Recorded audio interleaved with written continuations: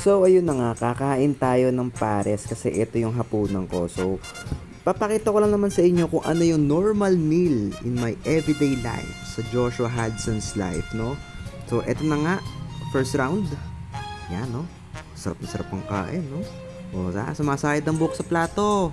Madudumihan ng buhok. Naku, lalagkit yun. Tumitingin pa sa camera eh.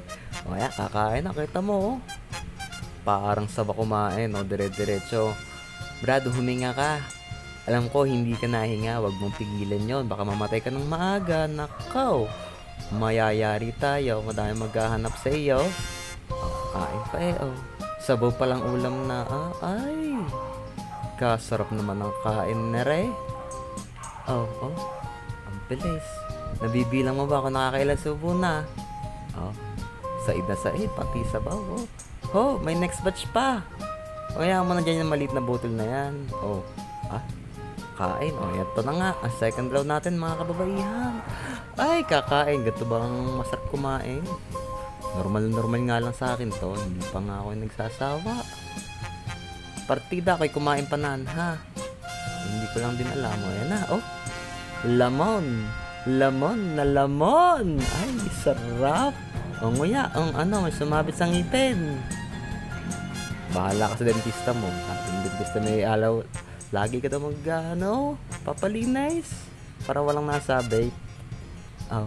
Bilis kumain.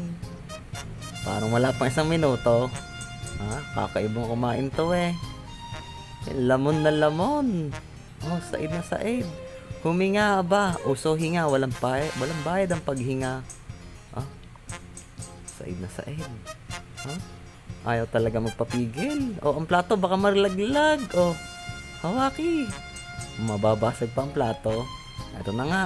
Ang third round. Ang bawat plastic ay isang cup, ha? Sige, salin lang ang ulam.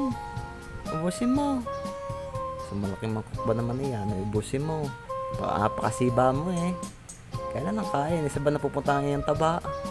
Hindi ka naman ata tumataba eh. Payat na payat pa rin. Lalaki ng ugat, sabay na pupunta ang taba. Baka sa ibaba, ay nakaw. Kaya pala habulin ng mga bakla. Sa baba na pupunta, hindi sa katawan, hindi sa braso. O sa buhok. Buhok lang humahaba eh. Ayun sa baba, lumalaki. Sa mga taba, umuugat. Ay, paktay. Ano to? Ubos na naman. Nguya. Huminga ka, Brad. Libre, wala pang bayad ang paghinga. Ni 5 duleng, wala pang bayad yon. Hawak mo yung buhay. Good luck talaga, Simot na simot. Ayaw magpatigil. Simot pa. Ayan na nga. At ito na nga ba.